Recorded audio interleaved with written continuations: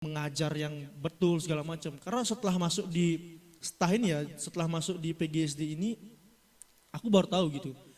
Ternyata ngajar itu bukan plek-pleknya kita duduk, terus kita jelasin, mereka ngerti, nggak seperti itu. Ada namanya sintaks, langkah-langkah yang perlu kita lakuin nih untuk ngajar gitu. Entah dari persiapan, kemudian kegiatan intinya dan kegiatan penutupnya gitu. Jadi profesi guru ini nggak bisa digampangin. Kalau zaman sekarang masih ada yang mikir profesi guru ini gampang karena paginya masuk kemudian siangnya udah di rumah.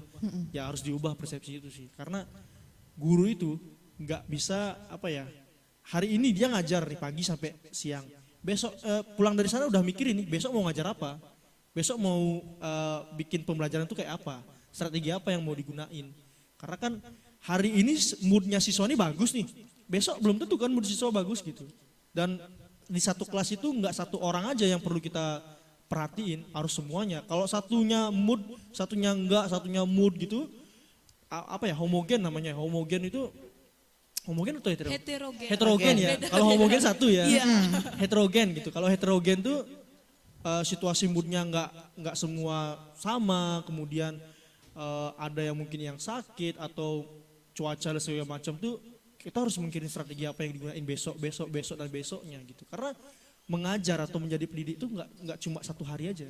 Jadi seterusnya. Makanya itu profesi guru ini untuk teman-teman di luar harus ditaruh sejajar dengan profesi-profesi penting lainnya gitu. Karena profesi guru ini profesi yang mulia, semua pun mengakui ya. Iya, ada lagunya lagi Kak Tan. Oh, iya, Jangan nyanyi lagi kok. gitu nih. Jadi untuk di luar sana yang masih berpikiran profesi guru ini masih gini, ya diubah persepsinya lah. Nah itu yang sebenarnya bikin ragu ya, beban-beban untuk mencetak siswa-siswa yang berkualitas itu yang bikin justru Ani pribadi itu ragu untuk jadi guru gitu. Sedangkan generasi sekarang ini bisa dibilang menggampangkan ya Korea, Iya. menggampangkan yang kayak Kak Tan Kredi bilang tadi gitu. Gampang nih jadi Pagi guru, ngajar, pagi ngajar, siangnya ada di rumah, sorenya enjoy. Sorry ngapain tuh, enjoy-nya ngapain tuh. Enggak, sedangkan kita sebagai tenaga pendidik itu harus mempunyai kualitas yang lebih gitu. Itu menurut kakak kayak gimana? Ya kalau memiliki kualitas yang lebih pasti ya, karena kita sebagai pendidik harus lebih tahu dibandingkan siswa, sehari lebih tahu dibandingkan siswa. Kalau siswa besoknya tahu, kita kemarinnya sudah harus tahu gitu. Kemarin sudah harus tahu karena kita yang membawakan materi ajar itu kepada siswa. Makanya kalau dibilang harus berkualitas, ya harus berkualitas pendidiknya. Agar pendidikan di Indonesia ini, jangan bicara Indonesia dulu ya. Pendidikan di Bali ini atau di Buleleng ini, ya kalau mau berkualitas ya harus pendidiknya berkualitas juga. Cuman kalau ditanya masalah mencetak generasi yang berkualitas itu kita susah ya. Karena bukan susah sih, lebih ke arah kita nggak bisa membuat semua orang menjadi berkualitas. Kita nggak bisa bikin satu generasi di Indonesia ini, semua generasi di Indonesia ini berkualitas gitu. Kita nggak bisa. Pendidik itu nggak bisa mencakup semuanya. Cuman yang bisa pendidik lakukan adalah membuat siswa-siswa itu atau generasi-generasi ini tidak rusak atau tidak menjerumus ke hal-hal yang buruk gitu. Setidaknya kalau kita nggak bisa bikin bagus, kita harusnya nggak bikin buruk gitu. Ya, kalau kita nggak bisa bikin yang berkualitas, kita bisa hentikan hal-hal yang bisa bikin generasi-generasi ini ke arah yang buruk atau ke arah yang tidak bagus gitu. Kalau gitu kan berarti lebih memikirkan kualitas dari tenaga pendidiknya gitu ya. Ada yang satu mengganjal nih Kak, kata-kata orang nih, Iya. banyak banget nih kata-kata orang tentang Kita kupas tuntas di sini guys. Ani ini terlalu mikirin omongan orang ya. Waduh, overthinking. Oke, jadi gini, jadi guru sana biar jadi PNS hidupnya terjamin. Nah itu kan udah terlepas dari kerjaan guru yang gampang. Tapi ada lagi sisi lain yang menggampangkan posisi guru, yaitu biar jadi PNS gitu. PNS. Orang-orang tua tuh biasanya mikirnya PNS aja. PNS Cari itu jodoh adalah PNS, cari jodoh PNS. Kamu Bentuk PNS. kesuksesan. Sabar Gon. Kita nyemil dulu Kak. Itu rasa Ini ada maca. Popcorn rasa maca ya? Rasa maca, nih, coklat. Coklat putih sakti itu kebetulan. Jadi gini nih, kalau misalnya apa ya, jadi guru aja biar gampang jadi PNS, atau orang-orang tua sekarang tuh lebih bangga dengan kata PNS gitu, atau aparatur sipil negara gitu ya. Kalau bicara PNS nih, aku pernah sharing sama Pak Krisna Budi, boleh sebut nama? Boleh, Dari Tapi nggak tadi bawa politik kita ya. udah. Hai Pak. Hai Pak Krisna Budi. Aku pernah sharing sama Pak Krisna Budi, sebenarnya yang salah itu adalah pemikiran-pemikiran orang-orang tua yang mengatakan bahwasanya jadi PNS itu adalah sosok yang sempurna gitu. Beliau mengatakan hal-hal itu perlu diperbaiki karena sejauh ini yang bisa jadi apa ya, kalau dari finansial ya, kalau dari pendapatan dan segala macam tuh yang bisa mempunyai nama atau rating di Indonesia ataupun di Bali ini, orang-orang terkaya itu bukan dari pendidik, bukan dari ASN, bukan dari PNS, tapi dari pengusaha. Cuman karena sejauh ini orang-orang tua itu bilang ya udah jadi PNS aja. Karena mungkin gini nih, kalau jadi pengusaha jatuh bangunnya itu sering. Ya, Oke. betul. Jatuh bangunnya itu sering. Dan bahkan jatuhnya itu bisa terpuruk banget gitu. Jatuh langsung jelup jatuh Langsung. gitu. PNS lebih stabil. Stabil lah, Kalau standar PNS itu aja gitu. lebih stabil. Iya.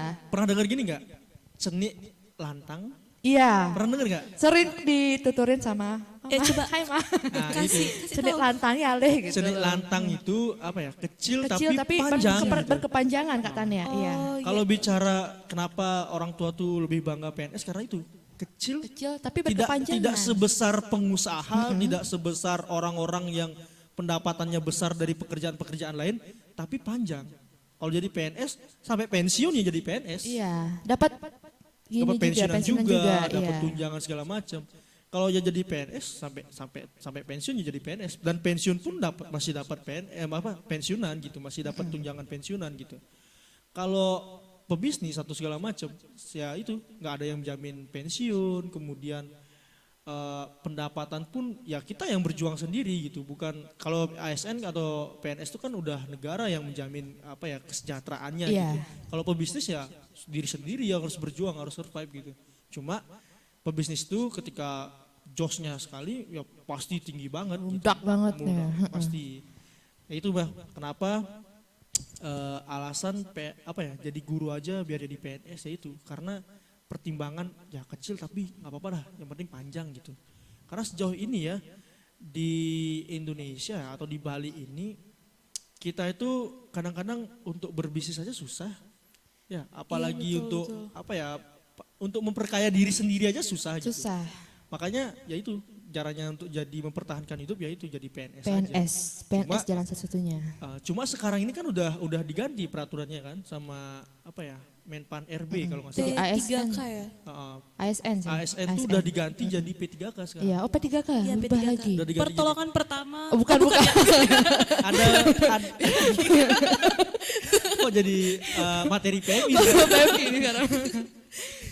Apa ya P3K ini PNS itu udah diganti di beberapa formasi menjadi P3K. Contohnya pendidik, guru sekarang udah nggak ada udah nggak ada PNS lagi. Sekarang P3K kalau nggak salah nih ya, kalau nggak salah itu P3K itu lebih tinggi gajinya dibandingkan PNS. Cuman dia nggak ada pensiunan, dia nggak ditanggung pensiunan gitu. Dia lebih tinggi dari pendapatan gajinya, kemudian dari gajinya itu udah lebih tinggi dari PNS. Cuma dia nggak ada di pensiunan.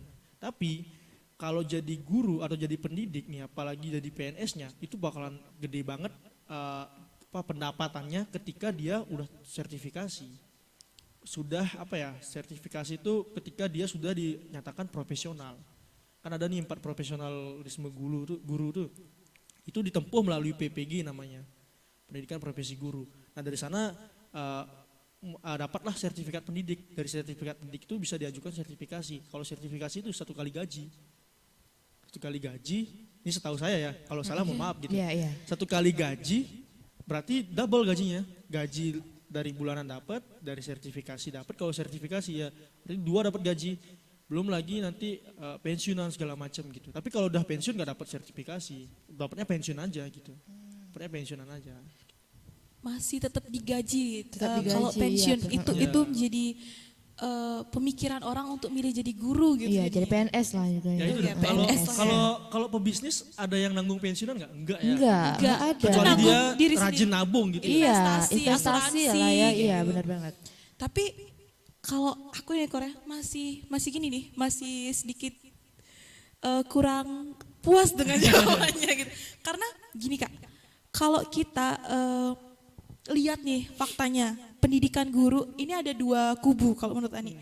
Ada kubu yang pengen jadi guru karena kestabilan itu yang tadi itu Kor, yang kestabilan tadi, tapi ada juga yang nggak mau jadi guru.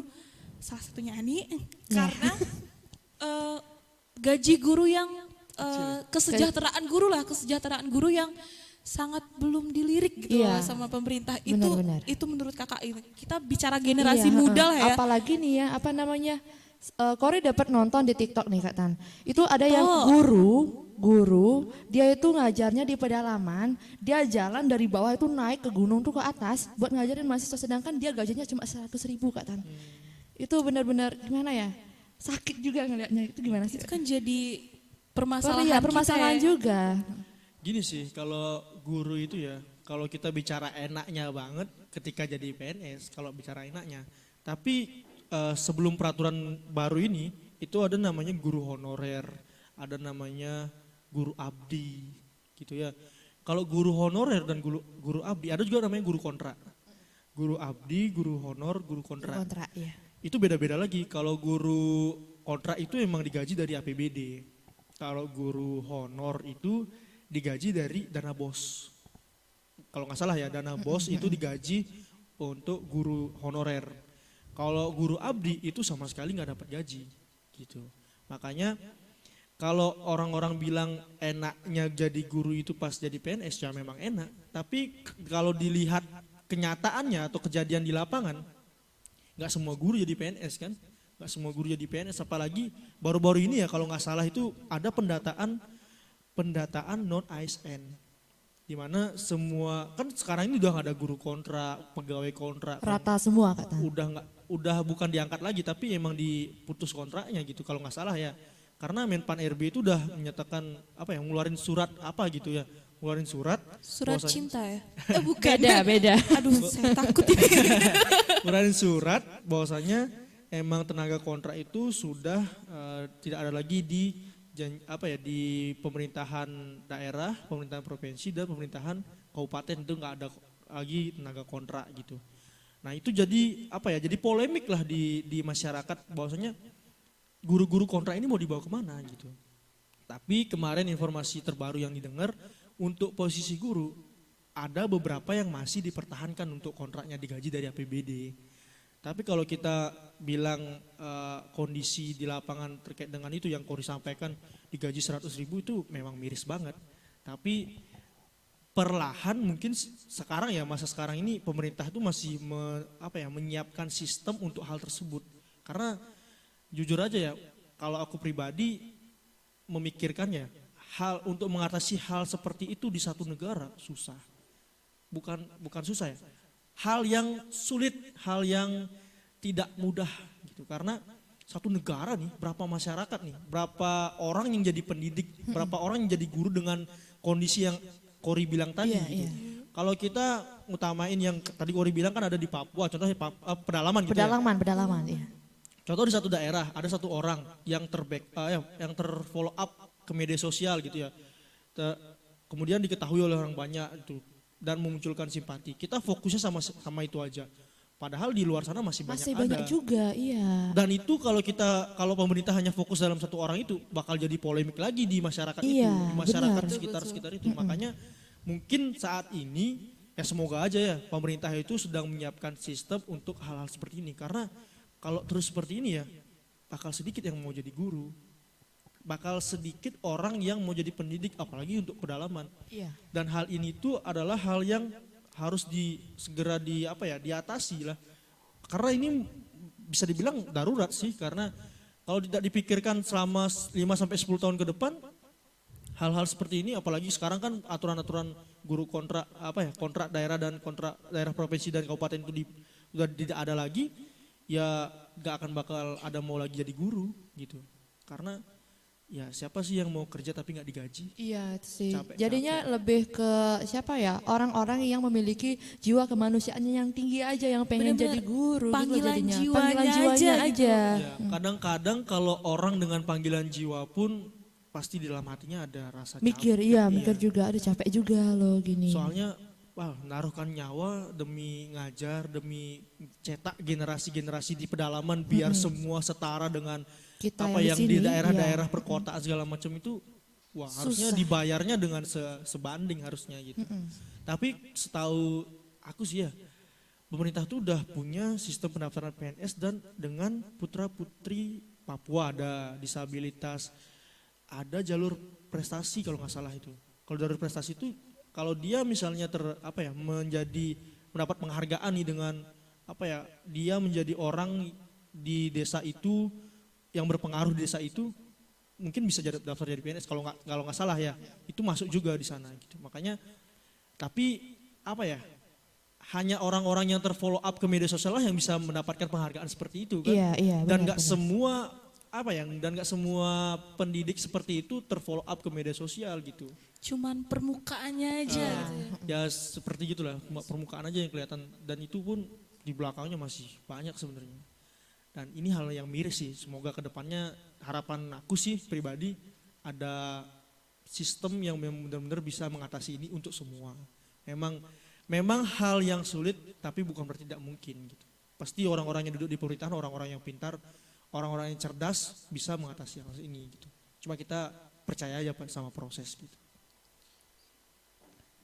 Lumayan sedikit ternganga. Iya. Gimana ya, ngerasa waduh. Waduh, ternyata dan yang tadi dibahas sama Kori itu aku yakin banget itu cuman baru sepersen kecil gitu, banget dikit itu. banget. Yang seperti itu. Yang keadaannya bahkan lebih miris mungkin dari sana. Pasti ada banyak ya orang kayak gitu juga, cuma satu orang aja yang terlihat seperti itu katanya. Tapi untungnya gini sih, setahu aku nih, di daerah-daerah pedalaman itu ada namanya tentara dan polisi yang ditugaskan di pedalaman.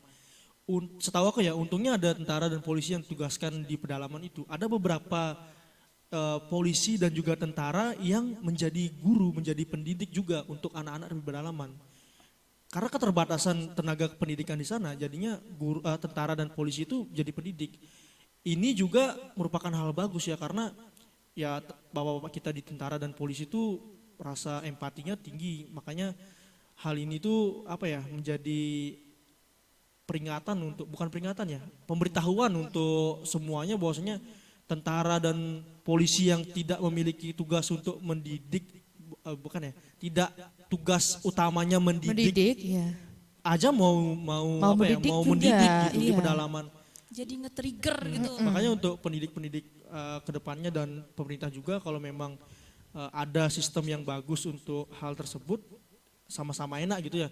Yang pendidik juga tidak terbatas, pemerintah juga menyediakan sistem yang bagus untuk bukannya sekarang itu nggak bagus, cuma belum terfollow up semuanya gitu, belum semua pendidik yang seperti itu kena imbasnya gitu.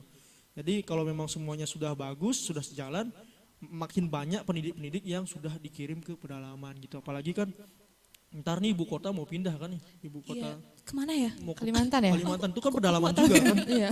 Itu kan pedalaman juga. Warga Indonesia apa enggak? Baru-baru ini newbie magang. Apalagi itu kan pedalaman juga, daerah pedalaman Kalimantan kan.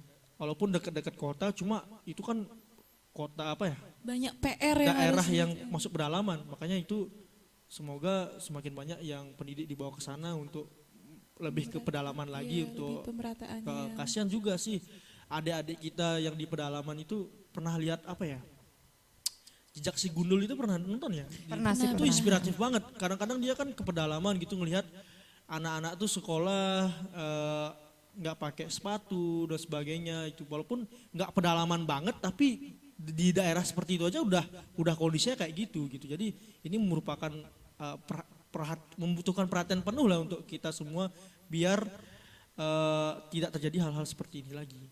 Pernah nonton Denias Senandung di Atas Awan?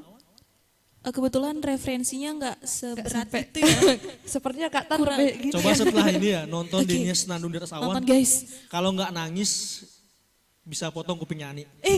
Agak serem ya. Kori pasti bakal nangis. Soalnya Gak bakalan dipotong. Kori tuh stok air matanya Itu- tuh pasti nangis dia. Spoiler dikit ya, itu film tentang anak-anak di daerah Papua yang ada tentara ditugaskan di sana, dia bikin sekolah, dia sekolah di sana, tapi terbentur dengan adat sukunya dia di sana gitu, nggak dikasih sekolah segala macam gitu. Wah itu ceritanya sedih banget sih tentang anak-anak yang pengen belajar, pengen punya pendidikan yang layak di daerah sana gitu. tapi terbatas karena apa sih itu? Adat Adat istiadat istiadat. lah Ya benar-benar. Cobalah nonton nanti di sana. Oke, apa namanya? Aku siap menonton. Denias Senandung di Atas Awan. Denia Senandung di atas awan. Nanti kalau Tonton. kalau nggak nangis, potong kupingnya Kori. Ani. Ya, saya. Masih lanjut gak nih kita ngobrolnya nih? Kita pakai closing statement Oke, aja. closing aja. Serem banget Closing bahasanya. statement, serem banget bahasanya. Berarti kalau mau jadi guru itu harus ada panggilan jiwa, jangan disisipin sisi-sisi kapitalisnya gitu loh, Iya. biar tenaga kita sebagai tenaga pendidik itu berkualitas yang kita keluarkan gitu. Jadi kalau mereka yang kapitalis tapi jadi guru nggak usah ditemenin lah ya. Ke laut aja ya. Ke laut. Kalau pengen kaya ya jadi pengusaha gitu. Bener sih. Kalau pengen kaya jangan jadi guru tapi Ya. jadi ya itulah ya. Pengusaha.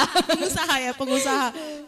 Ini seru banget sih ngobrolnya. Seru apa aku aja yang seru ya? Aku seru sih dari tadi sampai. Seru ya? Waduh nih Kak Tan sharingnya bener-bener aduh Berbobot ya. berbobot banget bener-bener kita nih kayaknya yang nonton di rumah dan juga aku nih tentunya ya dan juga Anik juga di sini bener-bener dapat apa ya Wawasannya Wawasan tuh tuh, terbuka iya, lagi. terbuka Yang awalnya lagi. segini ya segini lah. Iya, Ya, enggak, banyak kok Kak Tan. banyak Segini, kok segini. banyak. Itu sih Kak Tan. Makasih banget Kak Tan udah sharing-sharing di sini udah Kak Tan. hadir gitu udah di hadir di sini. ngobras. Ngobrol santai kita walaupun ya topiknya kadang agak nggak Agak santai, berat agak gitu. berat. Nggak ada kopi lagi jadi nggak Nggak santai-santai apa. amat. Ini ada gitu. cemilan. Kak. Oke. Itu aja sih ya dari kita. Sampai jumpa di Episode kita selanjutnya. aku tentunya. Anima Aswari Aku Satya Kori Majika, pamit undur diri. dan Sampai sampai jumpa. jumpa.